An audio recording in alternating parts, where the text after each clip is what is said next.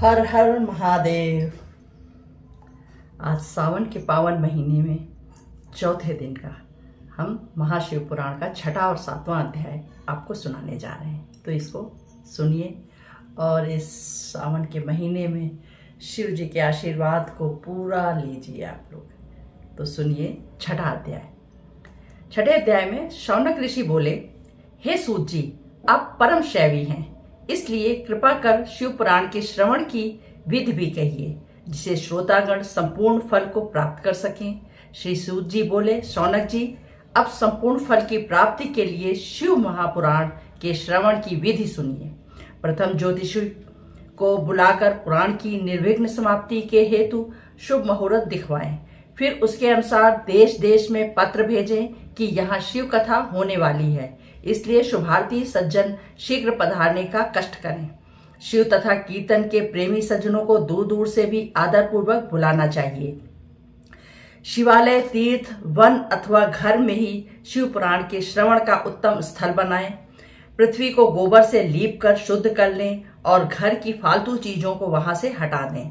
फिर केले के खंभों से एक कुछ ऊंचा सा शोभायमान मंडप बनाकर उसके चारों ओर बंधनवार ध्वजा पताका लगाकर फल फूलों से युक्त वितान लगावें और सुगंधित द्रव्यों का छिड़काव करें। ये सब काम श्रद्धा पूर्वक भक्ति पूर्वक करके वेदी पर शंकर भगवान का दिव्य आसन लगावें और वक्ता को भी सुंदर एवं सुखदायक आसन प्रदान करें। श्रोताओं के बैठने के लिए भी उत्तम प्रबंध करें। विवाहोत्सव की भांति ही इस कार्य में भी संलग्न हो जाएं और अन्य लौकिक चिंताओं को त्याग दें। उत्तर की ओर मुख करके वक्ता और पूर्व की ओर मुख करके प्रमुख श्रोता को बैठना चाहिए। वक्ता की और श्रोता के मुख होने चाहिए। जब पौराणिक ब्राह्मण व्यास आसन पर बैठे तो कथा प्रसंग की समाप्ति तक किसी ने आगे नमस्कार न करें, क्योंकि वह बालक, युवा, वृद्ध, दरिद्री अथवा दुर्बल परायण यज्ञ पुरात्मा से सदा वंदनीय है। जन्म से एवं गुण से तो कई गुरु होते हैं, परंतु गुण ज्ञाता परम गुरु है। पुराणज्ञ से बढ़कर और कौन गुरु हो सकता है, जो करोड़ों जन्मों में कष्ट उठाते हुए मनुष्यों को मुक्ति दिलाता है। परंतु वक्ता को भी शुद्ध, चतुर, शांत, साधु एवं दयालु होना चाहिए, क्योंकि ऐसा वक्ता ही इस पद के योग्य है। वक्ता को चाहिए कि सूर्योदय से लेकर 3:30 प्रहर तक इस महाशिव पुराण की कथा को कहे तथा कीर्तन करने वालों को उचित है कि वह मल मूत्र त्यागने के लिए मध्याह्न में 2 घड़ी पर्यंत कथा विराम करें। वक्ता को कथा प्रारंभ से एक दिन पूर्व शौर कर्म करा लेना चाहिए और सारे नित्य क्रम भी संक्षेप में करते रहना चाहिए। वक्ता की सहायता के लिए एक संशय छेदन करता विद्वान भी वक्ता के पास बैठना चाहिए। कथा निर्विघ्न समाप्त हो, इसलिए प्रथम नित्य ही विघ्न विनाशक गणेश जी का पूजन करना चाहिए। फिर कथावाचक व्यास जी तथा पुस्तक की पूजा करनी चाहिए। तदंतर श्रोता को श्रद्धा भक्ति सहित एकाग्रचित होकर आदर पूर्वक शिव पुराण की कथा श्रवण करनी चाहिए। अनेक कर्मों में भ्रांत चित्त, काम, क्रोध आदि 6 विकारों से मुक्त व्यभिचारी, पाखंडी ऐसे वक्ता एवं श्रोता पुण्य के भागी नहीं होते। सांसारिक चिंता, धन, गृह, पुत्रादि की चिंता त्याग कर पवित्र मन से कथा में चित्त लगाना चाहिए। यही उत्तम फल देता है। श्रद्धा भक्ति से युक्त, अन्य कार्यों में लालसा से रहित, वाणी रोकने वाला शुद्ध श्रोता ही पुण्य का भागी होता है। जो नराधर्म भक्तिहीन इस कथा को सुनते हैं, उन्हें कोई फल नहीं मिलता और वे जन्म जन्म में दुख पाते हैं। जो पुराण की पूजा यथाशक्ति भेंटों के द्वारा न करके इस कथा को सुनते हैं, वे मूर्ख, दरिद्री एवं अपवित्र होते हैं।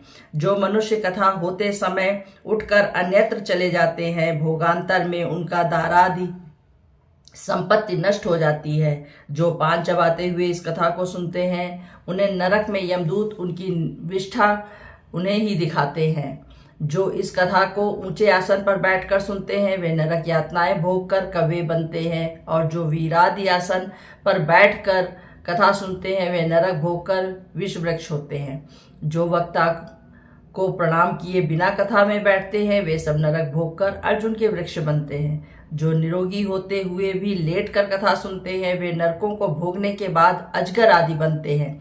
जो वक्ता के बराबर आसन पर बैठकर कथा सुनते हैं उन्हें नरक में गुरुशैया पर चढ़ने का पाप भोगना पड़ता है।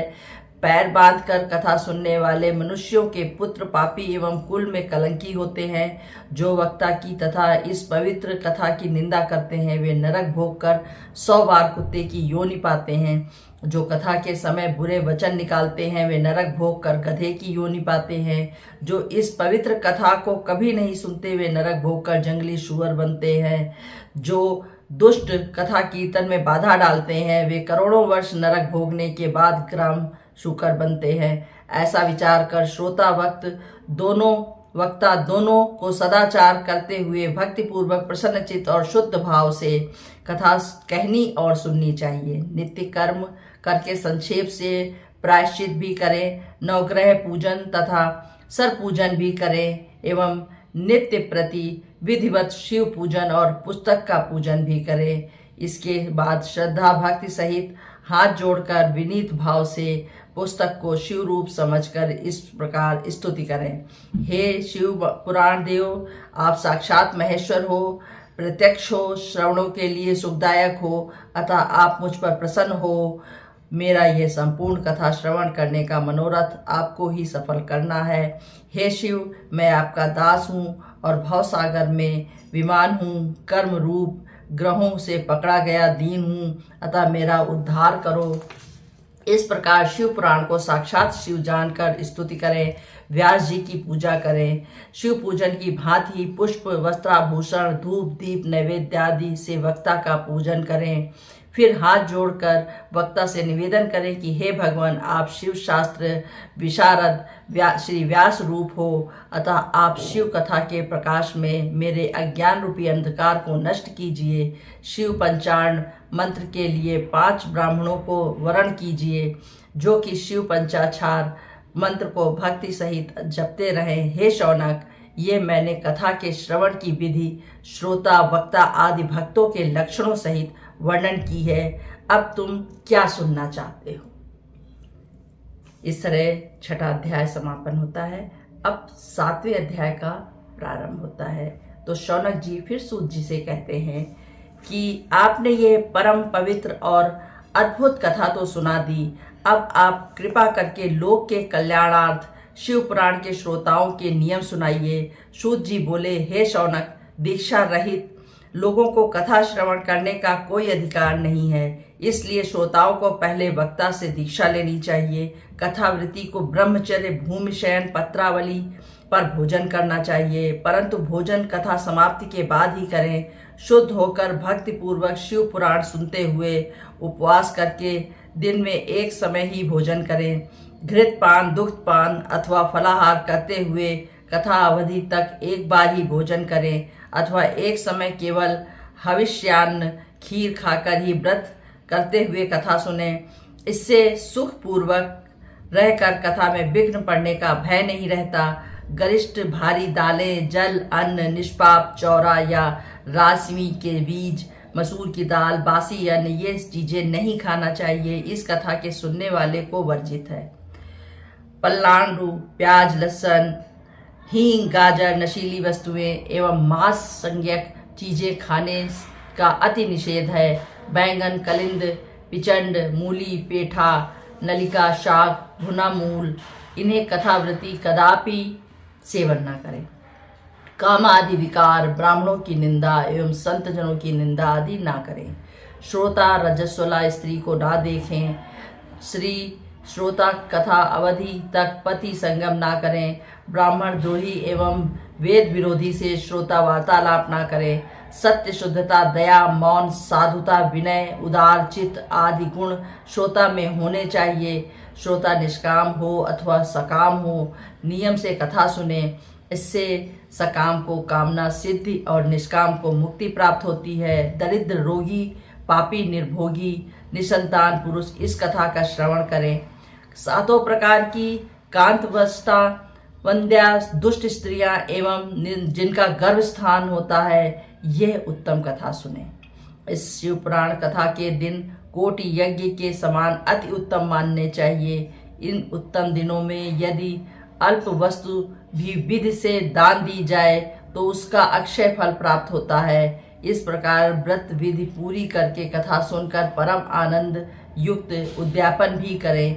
इसके उद्यापन धनी लोगों को 14 के दिन करना चाहिए। निष्कंचन गरीब भक्तों को उद्यापन का आग्रह नहीं, क्योंकि शिव जी के निष्काम भक्त हैं, वे श्रवण से ही पवित्र हो जाते हैं। इस प्रकार पारायण के यज्ञोत्सव की समाप्ति होने पर श्रोताओं को भक्ति पूर्वक शिव पूजन करना चाहिए। शिव पूजन की भांति ही पुस्तक का भी पूजन करें। इसके बाद उसी प्रकार वक्ता का भी पूजन करें। पुस्तक आच्छादन के लिए नवीन वस्त्र एवं बांधने के लिए रेशमी डोर दें। जो पुराण के लिए नवीन वस्त्र तथा रेशमी डोरी देते हैं, वे इस युग में ज्ञान तथा भोग संपन्न होते हैं। वक्ता को बहुमूल्य वस्तुएं, अनेक प्रकार के वस्त्राभूषण और दिव्य पात्र देने चाहिए। जो लोग पुस्तक के आसन के लिए कंबल, अजिन, रेशमी वस्त्र, चौकी, पाट आदि देते हैं, वे स्वर्ग में पहुंचकर मनोवांछित भोगों को भोग कर एक कल्प ब्रह्मलोक में निवास करके फिर शिवलोक में जाते हैं।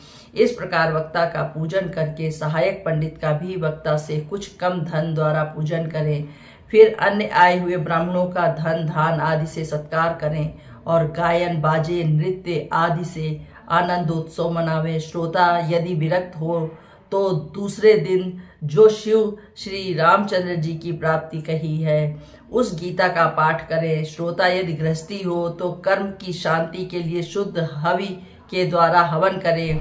रुद्र संहिता के प्रति श्लोक में अथवा तन्मयति से गायत्री मंत्र से किंवा इस पुराण के तत्व अथवा मूल मंत्र से होम करें। न्यूनाधिक दोषों की शांति के लिए भक्ति पूर्वक शिव सहस्त्र नाम का पाठ करें। इससे सब सफल होंगे, इसमें संदेह नहीं। 11 ब्राह्मणों को मधु तथा खीर से भोजन करावें और दक्षिणा दें।